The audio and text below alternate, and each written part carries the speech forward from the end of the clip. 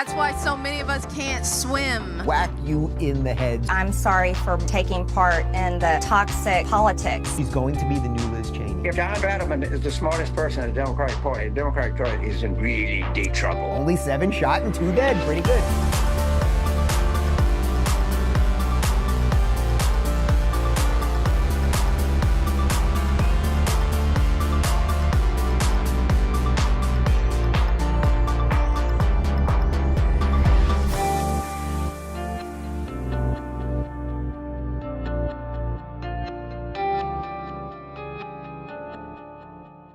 How you doing, people? I'm Dave Rubin. This is the Rubin Report. It is November 18th, 2025. We are live streaming despite the problems that the internet is facing this morning that you probably know about. We are live streaming on Rumble, YouTube, and Locals. We got a post-game show, rubinreport.locals.com. And yes, for those of you living in a cave, you may not have noticed, but for a few hours this morning, it was like when Andy Dufresne slugged through about a mile, about a football field, they said, a football field of human feces, and got out of Shawshank, and on the other side yelled freedom. The internet was down. Cloudflare, which I guess runs probably about a third of the internet sites, was down. Twitter was down, or X as they call it. People were struggling, did not know how to communicate with each other. It was absolutely beautiful. I took a walk with the dog. Then my phone died on top of it. So not only was the internet barely working, my phone died too. I was just out there looking at the birds and the iguanas and picking up dog poop. It does not get much better than that. Also, before we get to it, I just want to thank all of you, because I did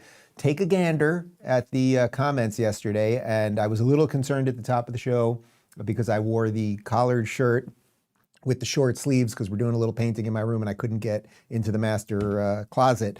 And I was worried that would people be able to accept news from somebody whose arms you could see? And apparently the answer is yes. And the people, several people requested more. They requested even a lower, little more of an opening. No, we're not going to do that. Sorry, boss. Let's dive in. We got a ton to get to. A little bit of crazy left, some wackiness on the right. General stuff. This is just kind of a general everything program, I would put it that way. I do want to start with something interesting because, it is incredibly difficult, and I would say increasingly hard, to talk to people who we all disagree with. I reach out to people on the left all the time. Barely anyone is willing to talk to me. I would say even for some of the splintering on the right, I think we're going to see that it will be increasingly hard for people on the right who have divergence of opinion to talk to each other. But Bill Maher on Club Random had Patton Oswalt on. And I was a little 50-50 on why we want to do this. Patton Oswalt, he first off, the guy just looks like a troll. I don't want to make fun of the trollish body shape or anything, but the reason I'm even saying that to start, because you might go, Dave, that's not very nice. This guy has called me racist a million times on Twitter, said horrible things about me. I've blocked him a long time ago. But anyway, he's just like a perfect kind of progressive lefty Hollywood troll. That's kind of what he is. And we're going to show you a couple of clips here because Bill, who obviously is just kind of old school liberal, as you know, he really does a nice job of, while sitting and enjoying some Copal tequila, just poking holes in some of the progressive nonsense. So here is clip 1. I hate to admit this country is not as mature as it thinks it is. We elected Obama and clearly the country freaked out. We're still living in that freak out. We are not as progressed and evolved and intelligent as we think we are because we keep freaking out about this stuff. Well, the left freak out too. The left freaked out about a lot of too. What did they freak out about? Gender, race, parenthood, schools, homelessness, crime, the border, education. Like we stopped being a scientific people. Like it's not scientific. But the left certainly stayed scientific. No, they didn't. Why not? Because they think gender bullshit that they went way too far with. That's not scientific. But how did I'm not trying to. How did they go too far with like gender? Okay, there's a lot there. So first off, Bill, credit, and you get a free case of Copal just to show you that credit gets laid out here. The idea that the progressives are the mature ones. You see what Patton did there? He did something that this is kind of a standard thing of what they do. when you get the results of an election that they want, so in this case, when you get Obama, that means that the country was evolved and progressed and mature. When the election goes the other way, it's the reverse of those things. And that's a really, really dangerous thing because half the country we just know this, that basically we're a 50-50 country, something like that. And obviously, I think our side has a better set of ideas that are much more in line with, the Constitution and freedom and liberty and all that. He has a set of ideas that means that when his people are in charge, that's when all of the good stuff's happening. I don't sit here and say all of the good stuff's happening when Trump's in charge. Trump happens to be doing a good job, but there's a disconnect in the mind. Things are good if he gets what he wants. That's kind of a progressive motto there. But the real takeaway of that is that Bill just lays it out, right? He just lays it out. Border, crime, homelessness, science, gender, blah, blah, blah. And Patton seems to have no idea. He thinks the left is into science. COVID? I mean, come on. Here's Bill checking Patton when he denies some of wokeness. That's not what we started to teach, which was that every baby is, I don't know, let's not even put it on the birth certificate. That's what they wanted. Were we teaching that? Yes, we When were. were we teaching that? Teaching it. It was a law here in California. See, To teach what? Don't put sex on the birth certificate. We'll see. Now, we've passed that period now. I'm sorry, I don't remember that. I mean, I know, because it doesn't get in the blue sky bubble. Wait a minute, I'm not just on Blue Sky. I really think that's a lot of it, is that some of this stuff doesn't get in to everybody's media. All right, this is really good by Bill because he's pointing out something that is actually true. Let's show the headline. You may all remember this. California paves way for non-binary birth certificate. So it's absolutely true. And of course, Patton, because he's kind of a perfect progressive, he never knows what he doesn't know, right? They all kind of live in their perfect progressive cave. And if something doesn't fit their narrative, they just don't seem to know about it. But we all know that the left largely, almost without exception, except for Fetterman and a couple other people, has gone crazy with this gender stuff. You may remember this from March of 22. This is Supreme Court at that time nominee Ketanji Brown Jackson, and she don't know that boys have penises and girls have vaginas. Can you provide a definition for the word woman? Can I provide a definition? Mm-hmm. No, Yeah. I can't. You can't? Not in Okay. this context. So you I'm not a believe women- biologist. And that woman now sits on the Supreme Court. And remember, that was about 3 years ago. And everyone was like, well, it just doesn't matter, it doesn't matter, it doesn't matter. Except when you bring up things like Bill pointed out to, I don't know, not putting gender on birth certificates or on passports or the litany of other crazy things that come out of California, that a school can misgender your child and literally hide it from you as the parent, and they can take your child away if you don't affirm their gender, which is actually the least affirming thing you can do and everything else. But the reason I wanted to start with those clips is not because Patton Oswalt is important. He's not important. But what he illustrated there, of this certain set of people, that everything is good if we get what we want. And then when you point out the things that they don't know, they kind of, well, I didn't know, but it never breaks through. It never causes a sort of shift in their mind. And that is what we are largely up against here. So now I want to shift to something else, because over the last couple of days, the Epstein stuff seems to have burst back. And as I said on the show yesterday, anything that can be released that is direct evidence of anyone that did anything horrific with the child must come out, right? You have to protect the parties that were molested or raped or whatever it was, right? But you should go after people who did anything criminal. The thing that seems bizarre to me is that the Democrats had access to all of these files for years and did nothing. And the fact that it just keeps popping back up now seems like it's a political cudgel to be whacked over the head of Donald Trump. However, Trump, who's usually pretty good about staying in front of things, this is what he said yesterday on Truth Social. As I said on Friday night aboard Air Force One to the fake news media, House Republicans should vote to release the Epstein files because we have nothing to hide and it's time to move on from this Democrat hoax perpetrated by radical left lunatics in order to deflect from the great success of the Republican Party, including our recent victory on the Democrat shutdown. The Department of Justice has already turned over tens of thousands of pages to the public on Epstein, are looking at various Democrat operatives, Bill Clinton, Reid Hoffman, Larry Summers, etc., and their relationship to Epstein, and the House Oversight Committee can have whatever they are legally entitled to. I don't care. All I do care about is that Republicans get back on point, which is the economy, affordability, where we are winning big, our affordability, where we are winning big. Oh, sorry, we had that twice. Our victory on reducing inflation from the highest level in history to practically nothing, bringing down the prices for the American people, delivering historic tax cuts, gaining trillions of dollars in investment into America, a record, the rebuilding of our military, securing the border, deporting criminal illegal aliens, ending men and women's sports, stopping transgender for everyone, and so much more. Nobody cared about Jeffrey Epstein when he was alive, and if the Democrats had anything, they would have released it before our landslide election victory. Some members of the Republican Party are being used, and we can't let that happen. Let's start talking about the Republican Party's record-setting achievements and not fall into the Epstein trap, which is actually a curse on the Democrats, not us. Make America great again. So I think Trump is largely right about that. Again, reiterate, anyone who did anything absolutely criminal and there's evidence of it, of course you pay the price for it. We still don't know who is in charge of all of this and everything else. But that, this is where Bondi made a huge mistake, to say the files are on my desk, as I've said repeatedly. The files are on my desk and we're going to repeat them. Nobody knew what that meant. The files. Okay, so you got a stack of papers like this, and does it actually show things? Is it just flight logs, et cetera, et cetera?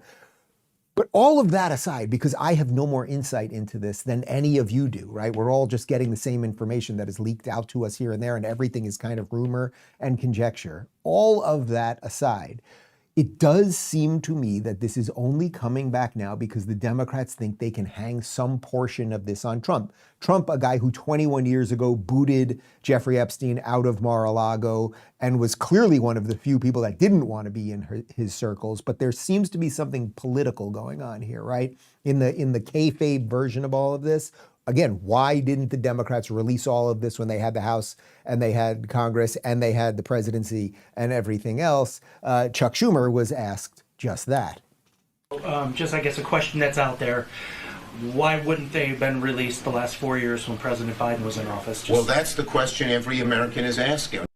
Okay, well, how about you ask that question, Chuck Schumer? How about someone asks, that's what the guy's asking you, basically. Why didn't you guys do something about it when you could? I saw something on Twitter, which we tried to verify right before the show here, which is that Jake Tapper, good old CNN's Jake Tapper, during the 4 years of the Biden administration, he maybe, it's a little unclear, maybe had one tweet about the Epstein files. When Trump was president the first time, he had a whole bunch, and suddenly right now he has a whole bunch. That is the type of thing that I'm always more interested in. The narrative and the framing around the story. We're very, very interested in something when it fits our narrative, and we're really not interested in something when it doesn't fit our narrative. A great example of this I can give you is that, remember when Elon bought Twitter a couple of years ago, and suddenly for a week, there were all these stories about all this child porn that's on Twitter, and that is horrible, obviously. But then if you went in and looked at all of the reporters at Axios and Daily Beast and CNN and blah, blah, blah, who were writing about it the week before or at any time before he bought Twitter, they never wrote about it. So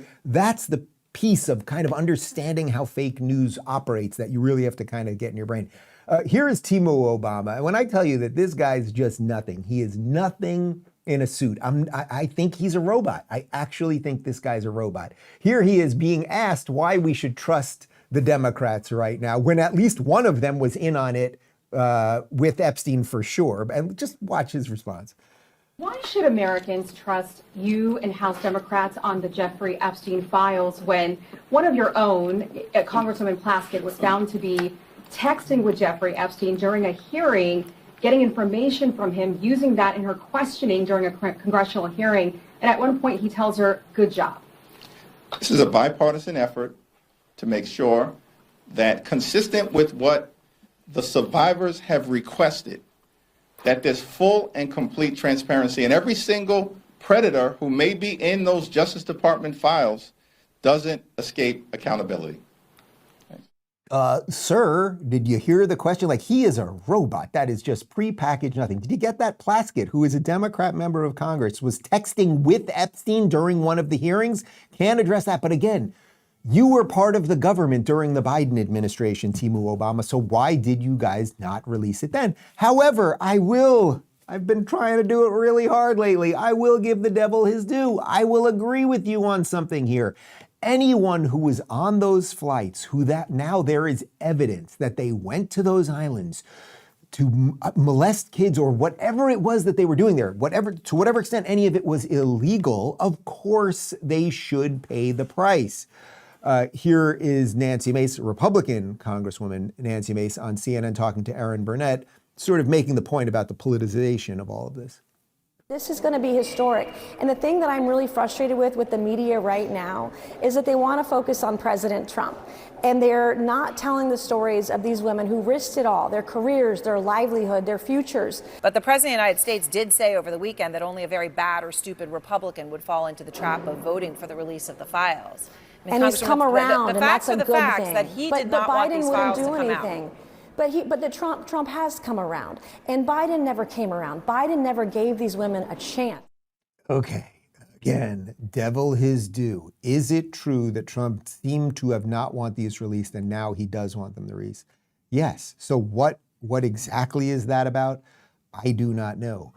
But something around this, I agree with Trump, something around this feels like the Russia thing. Something feels very, very stinky, that you have a certain set of Republicans that are anti-Trump teaming up with the Democrats right now, like something is rotten in Stinktown, as we used to say. Here's Van Jones, a man who often cries while on television, explaining that this might take down the Trump. He could just call the Justice Department right now. He could do it right now. He could just do it right now. Look, I mean, it turns out that there is a limit to how far this kind of Trump cult is willing to go. And once you are talking about a massive conspiracy to protect pedophiles, even the Trump coalition cannot hold together. And I think he's actually probably shocked. He did all his usual tricks. He threw out the word hoax. He attacked this person, he attacked that person. He gave a nickname to Marjorie Taylor Greene. None of his tricks worked. And I think he's probably sitting there shocked that yes, there is gravity, yes, there is a sun in the sky, and no, Republicans are not going to support you protecting a pedophile ring. Okay, again, Van Jones, did you call for any of this to be released for 4 years while Biden was in charge, right? So that's the part, I'm just telling you guys, like that's the meta part that you really have to focus on. When and why do people want things released? Anderson Cooper, how many times did you do shows about the Epstein files while Joe Biden was in office? But you guys seem to think that right now you can point this at Trump. But again, I just read you the Trump Truth Social thing. He's saying release everything.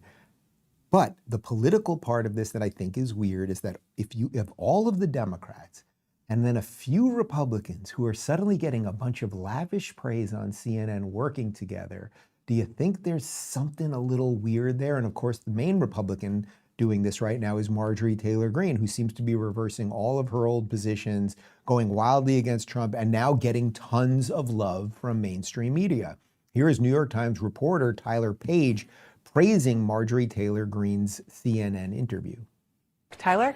Yeah, remarkable interview and just a sea change from what we've seen. In some ways, some of the rhetoric she was saying sounded like Joe Biden of there's more that unites us than divides us. That is not the sort of rhetoric we are used to hearing from President Trump and the MAGA base. Oh my God, I love her so much. She sounds like Joe Biden. Not like a MAGA. Where do they get these people? Do they check their testosterone when they hire them? They look at your resume. Well, you were at Harvard and you have no testosterone? You're hired. Oh, you've masturbated on a Zoom? You're hired. It's just so weird. But anyway, the point of that, obviously, is that I'm telling you, there's something weird going on here that has nothing to do with the Epstein thing. It's the alliance that seems to be forming that is radically against Trump. And now it even includes someone like the most racist woman on television whose husband's worth of $450 million, yet did not feed one person during the 40 days that the SNAP benefits were gone. Yes, I'm talking about Sunny Hostin. Here she is saying that MTG may not have changed, but she's going to give her a little credit, which is the next step into having Marjorie Taylor Greene be a co-host of The View in probably 2 years. Watch. I don't understand the shift because I think at a big age, people at that big age, she's in her 50s, people don't change. They may change their behaviors to get something that they want, but I don't know that they fundamentally change. Well, she's But ambitious too, Sunny. Let's be real. There may be something behind this. Maybe she wants to run for governor. Maybe she wants to run for Senate. But I give her credit for saying, I took part in some of that toxicity, and I apologize. That takes a pretty big person to do that. So I'm still on the fence about her, but I don't know. I'm happy to have her. You know, did you ever see the movie Casablanca?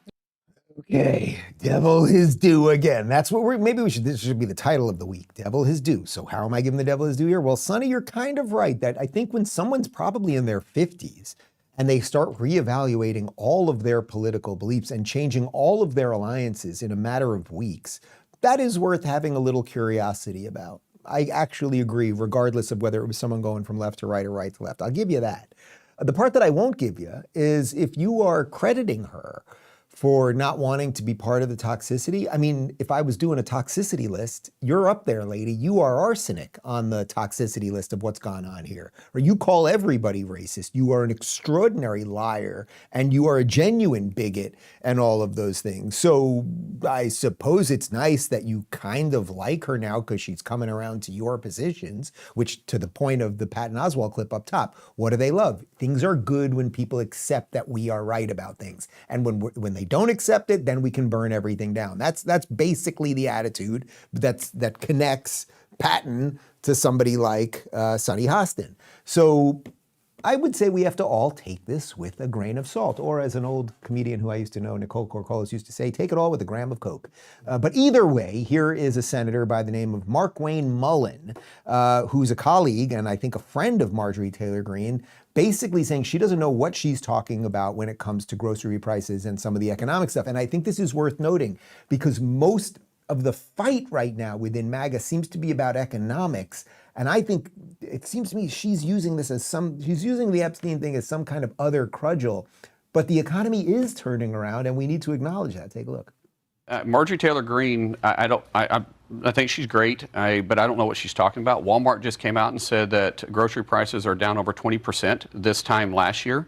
They said Thanksgiving, and that was the CEO of Walmart. Amazon said that the trinkets, the things you were buying last year for Christmas, are down. We have inflation that was at a high of 9.1%, average of 5% underneath Biden. Today it's hovering around 2.5%.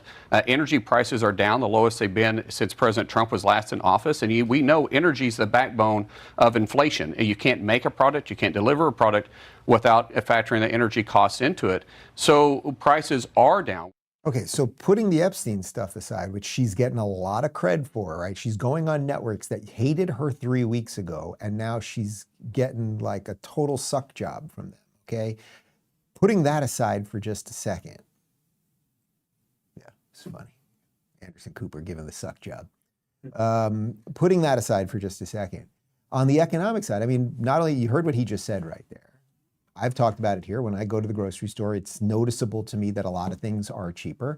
Trump's only been in office for 10 months. How much can you change overnight? That's one part of it. But energy prices absolutely are down. Gas prices are down. Inflation is down. We are not endlessly printing money. We've also got control of the border, which over time, as we get rid of illegals, that will be more money in your pocket because we will have to spend less on illegal health care or housing or all of the other stuff.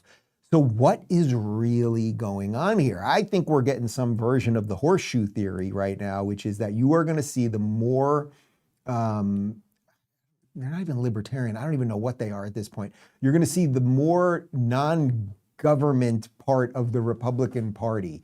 They are going to somehow be in cahoots with the AOCs. The Marjorie Taylor Greenes and the Tucker types are going to have way more in common with the AOCs and the Bernies than they do with Trump, which is so ironic and sad for America. But we will put a pin in that, and we will get to more in just a moment. But first, let me talk to you about Noble Gold. Guys, gold has officially gone mainstream. Every day, more and more Americans are discovering the power of gold. But how do you actually take advantage of it and invest in a simple way?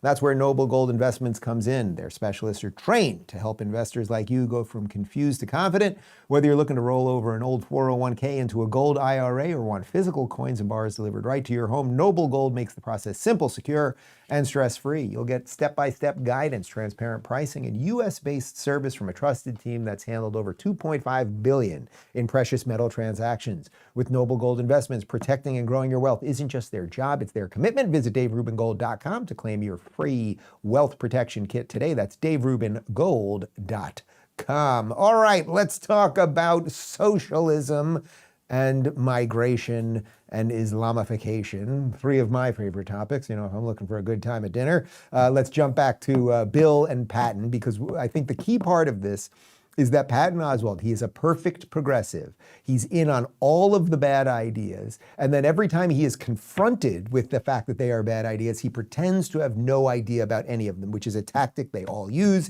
In this case, here's Bill trying to explain that the UK has fallen. What's going on in England right now is a lot of that. I mean, like, what's going on in England? Again, not in the bubble. Okay, well, doesn't get in the bubble. Don't wait a minute. Just tell me. It really me. Doesn't. It's a big. I don't even want to start with it, but okay. It's like just a lot of violence, protests, immigration, or places that my grandfather would not even recognize anymore as British. Like it's become Islamicized, to put it briefly. He just doesn't know. He doesn't know what's going on, and isn't it perfect? And you can see the way Bill's doing it with kid gloves, right? That's kid gloves right there, Bill. Well, there's some violence, there's some Islam, there's some problems, and my grandfather wouldn't recognize it, and that is the problem that they are up against. And why are they up against that problem? Well, they've had the Red-Green Alliance, right? So the Marxists and the Islamists are in it together. They've basically demolished the old school libs. The conservatives don't know how to stand up for themselves. Does this sound a little familiar to where we're at right now?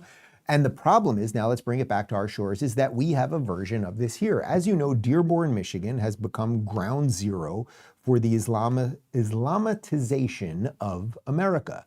Here is the mayor of Dearborn. This is a man who, remember we played you a clip a couple weeks ago where a citizen went up at a public hearing and said that he would prefer not to hear the Muslim call for prayer in the morning, and the guy said basically you should leave our city. Well, here is the Dearborn mayor, Mayor Hamoud, saying that he doesn't believe in assimilation or the American melting pot. Because what you often hear that it's accompanied with that as well, you must assimilate. I shouldn't put out a magazine that's in 2 languages. Why can't you speak English? Why are my videos subtitled in Arabic? Why is my caption both in English and Arabic? People get frustrated by this. But to me, it's like, I actually disavow the use of the term the melting pot. I actually don't like it. Why? Because in a melting pot, when you're talking about like a soup, everything looks the same. Right. We're the salad bowl. The lettuce is lettuce, the tomato is tomato, the cucumber is cucumber, and they all complement each other. All right, soup, salad. I'm not even going to bother with his idiotic analogy there. This is really, really dangerous, guys. What he's basically saying is we are separate. And how do you think that that works out for a Christian or a Jew or an atheist in that town? Do you want to live in a city where 5 times a day they have the Muslim call for prayer blaring from speakers? Do you want that? And I wonder if Christians started blaring music or Jews started blaring music, how would the Muslims deal with that? But there is a problem here, and most people seem to be afraid to address it. And I understand why people don't want to address it. The problem is, if you are the ostrich and you bury your head in the sand, you will just be beheaded a little bit lower on the neck. That's how this works. And if you want to see how this thing is now going, how it is scaling across the country, well, we elected, well, not we, but New York City elected this guy, Maher On Zamboni, who, as I've said, he's a socialist for sure, a touch of jihad over there. It's probably a little more than a touch of jihad, but they are slowly going to inject Islam into all parts of New York City. Do I have any proof of this on video? I do, because here is a New York City police teaching ceremony where they're teaching other police officers how to wear a hijab. So I'm going to give a little example. So ideally you just, there's different ways, by the way. You can fit it how you want to, but you could make one side short, one side long.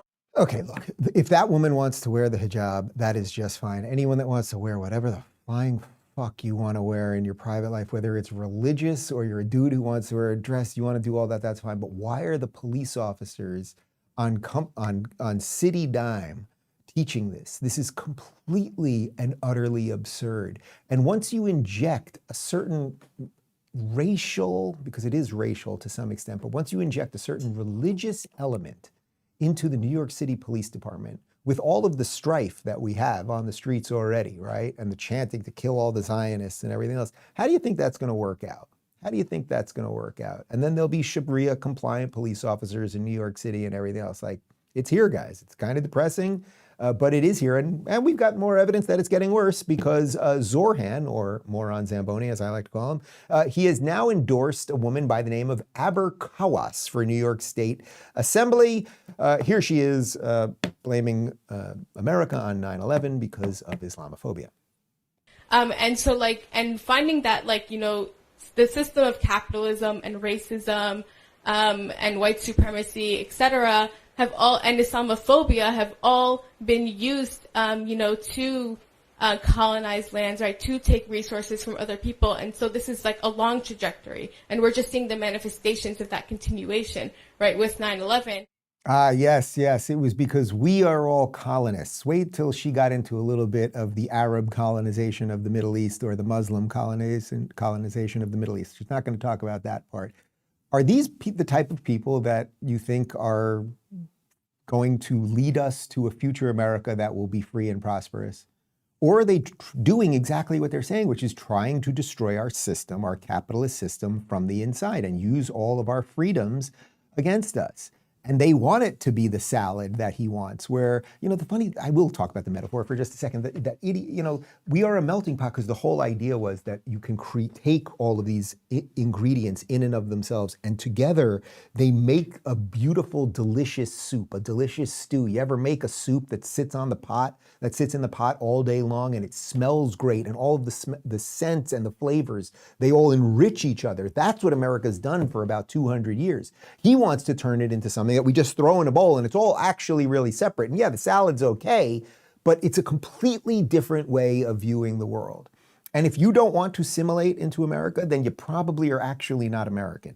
Yeah, at least you don't have the American ethos. That's just simply a fact. Of course, the other part of this is that we've just putting aside some of the legal people, I mean, I assume that the mayor of Dearborn is here legally, and so is that lady, who probably will be elected, because that's kind of the trajectory of all of this. The other problem is that we've just let a zillion people in here who are not here legally. Here is Stephen Miller talking about the amount of people, migrants, who are in rent-controlled housing in New York City. It is absolutely staggering. 40% of the population of rent-controlled housing in New York City are foreign-born. Think about that.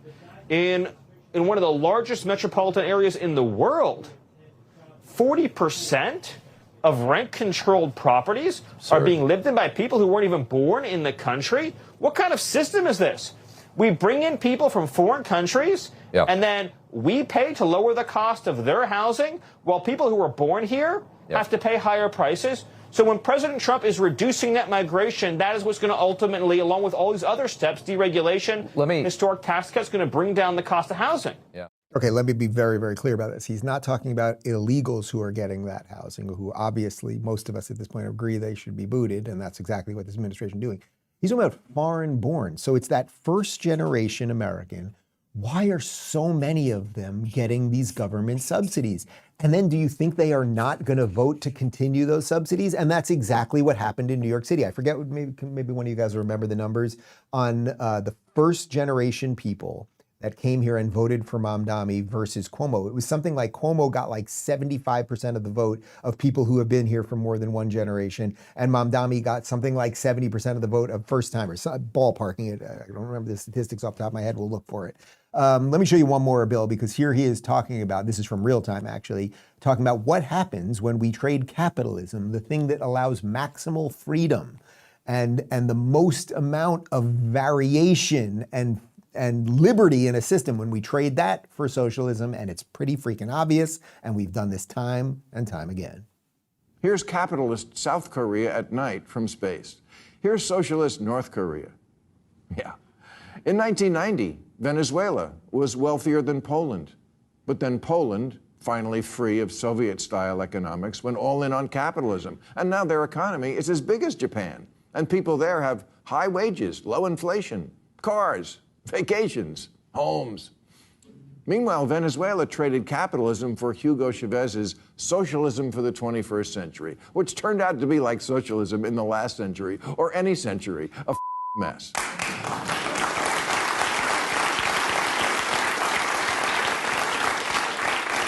It turned one of Latin America's richest countries into one of its poorest. Low wages, high inflation, shortages, outages, 8 million people fleeing. If you think New York can somehow reinvent this wheel, you're in for a rude awakening.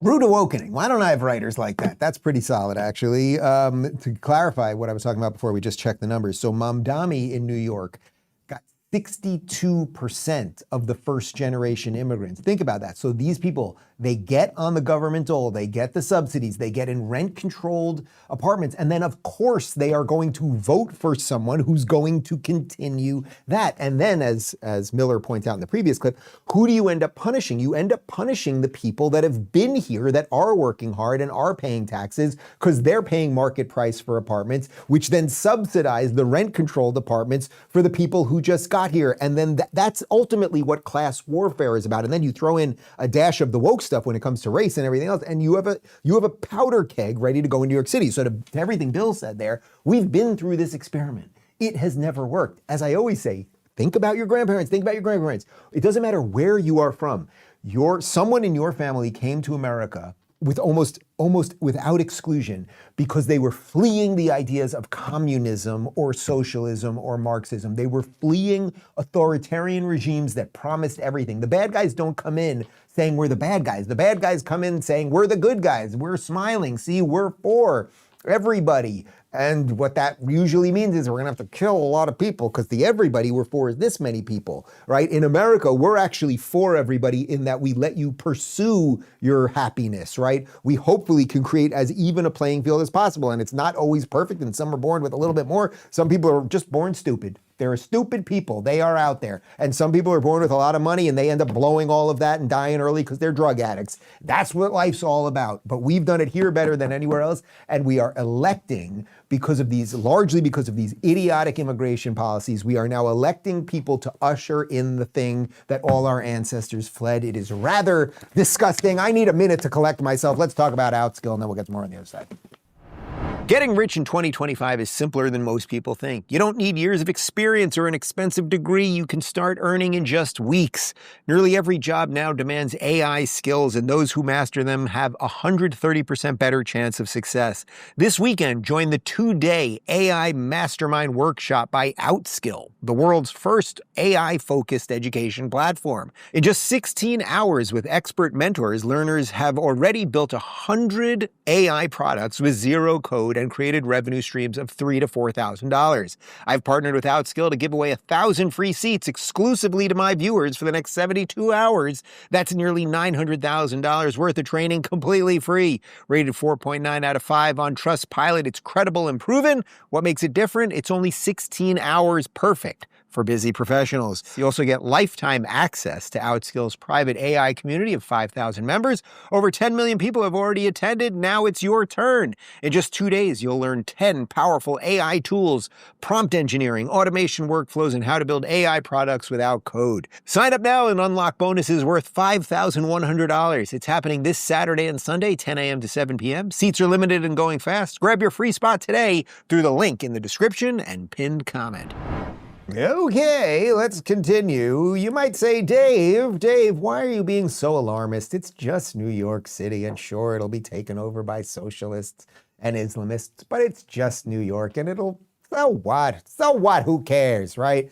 Well, it's actually happening in many other places. We talked about Dearborn, Michigan. We know what's going on in Minneapolis. And now let's jump over to wackadoodle Seattle, because if you thought Seattle was crazy over the last couple of years, it's about to get a lot crazier. Listen to this from Fox News. Katie Wilson, a progressive activist who operates a small nonprofit called the Transit Riders Union, defeated Democrat Mayor Bruce Harrell in an election so tight that it took over a week to determine. Harrell conceded Thursday as the vote totals all but guaranteed a win for Wilson, who, like Mamdani, identifies as a democratic socialist. Like Mamdani, Wilson has faced criticism for past support of defunding the police, most notably through her support of a solidarity badge, which would have cut the police force by 50%. So, okay, she doesn't strike me. You can leave the image up for just a second. She doesn't strike me as an Islamist per se. There you've got a moderate Karen-looking-ish white woman, although, as you know, it's the liberal women that are going to be the death of all of us. But she's into the socialism thing, and if you want a little more evidence of it, well, here's this.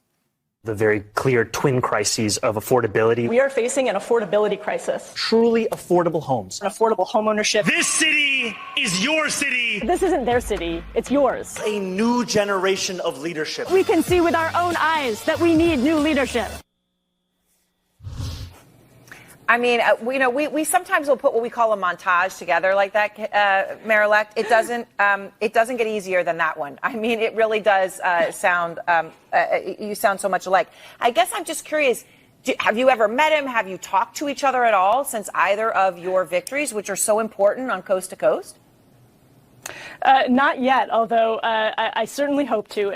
Erin, I got a better, I like to give a little advice to you people. I got a better question then. Have you ever talked to him? How about saying, do you know that these are the time-tested, stupidest, worst ideas of all time that lead to society's collapsing? And even though he's saying it, maybe you shouldn't say it. You could try that, Erin Burnett, but I know you're not particularly good at your job.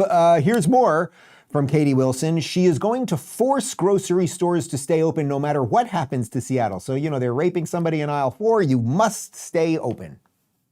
Access to affordable, healthy food is a basic right. We cannot allow giant grocery chains to stomp all over our communities, close stores at will, and leave behind food deserts. Together we can build a Seattle where fresh food is for everyone, not just for those who can afford it.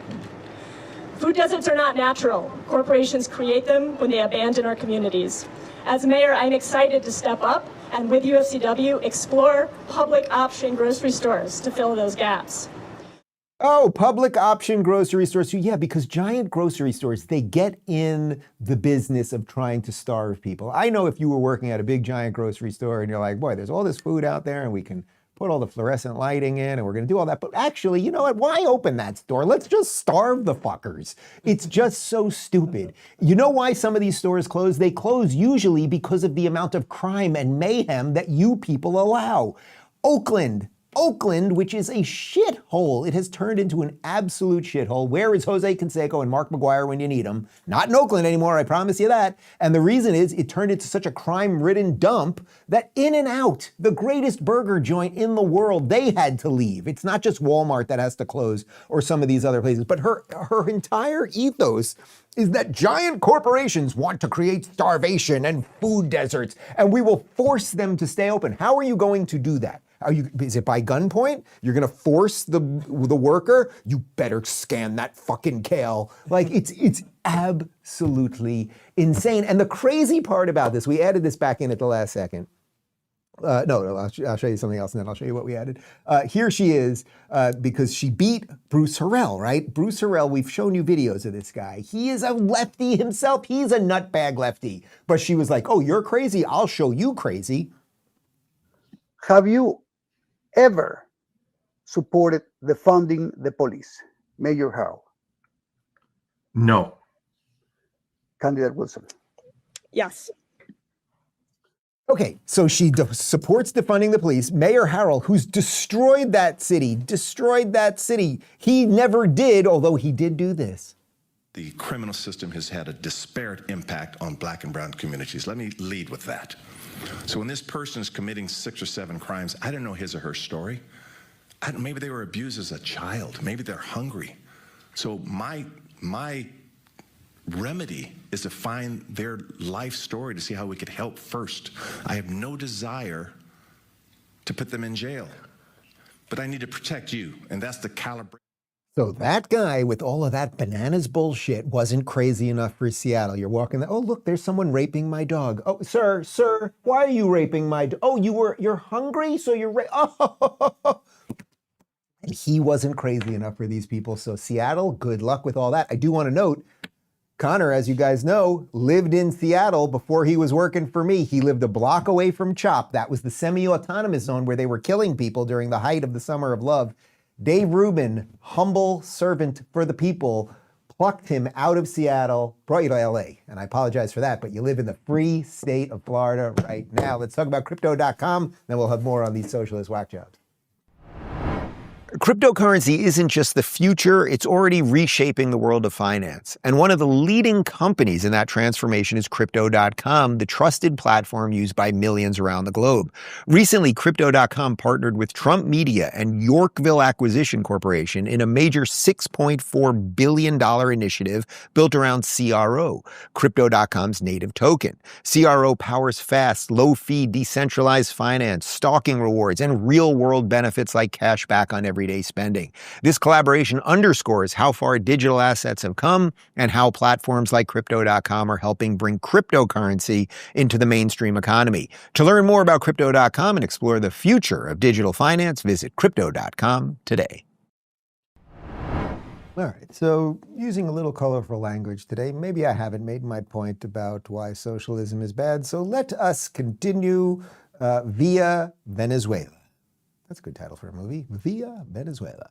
This from Fox News. Venezuelan President Nicolás Maduro broke into a song during a rally Saturday, singing John Lennon's Imagine and calling for peace as the Trump administration bolsters a military presence off Venezuela's coast in what it says is an effort to curb drug trafficking. Maduro's appeal for peace comes as tensions with Washington escalate, with U.S. warships patrolling Caribbean waters near Venezuela. The Trump administration says the operation is part of a broader effort to fight drug trafficking, while Maduro has denounced it as an aggression meant to weaken his government. The USS Gerald R. Ford, the nation's most advanced aircraft carrier, entered the Caribbean Sea on Sunday, the AP reported. So as you guys know, we are being a little less kind to people who want to bring meth and fentanyl and other drugs into our country. And if you're on a boat and you're speeding through the waters, heading to America to drug our children, Donald Trump is sending in rockets to blow you up. We will have video evidence of that in a moment. But first, I would be remiss if we didn't show you the socialist leader singing John Lennon's Imagine. Como decía John Lennon, ¿no? Alfred Nazaret, ¿cómo era la canción de John Lennon? Imagine us people.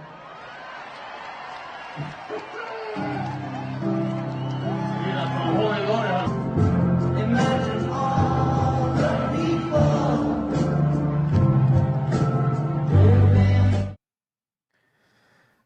You know, first off, this may be controversial, but Imagine is a horrible song. It is one of the worst songs of all time because it's complete. Well, first off, you also know how I feel about the Beatles. I don't like the Beatles. Connor likes the Beatles. I'm a big issue in this room.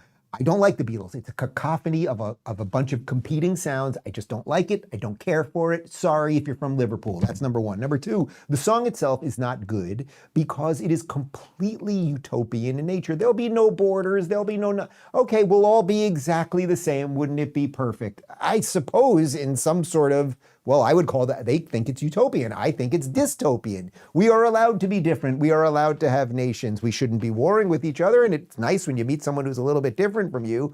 Anyway, I don't like this song.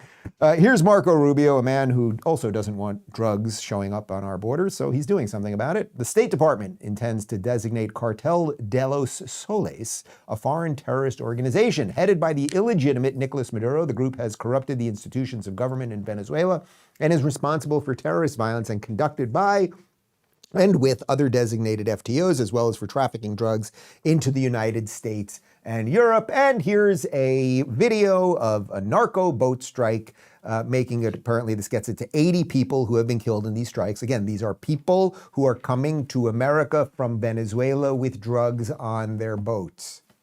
Today in the Eastern Pacific, Southcom says 3 men in that boat were killed. It comes as the Navy's largest aircraft carrier, the USS Gerald R. Ford, has arrived in the Caribbean. Madeline Rivera is outside the White House with more. Madeline.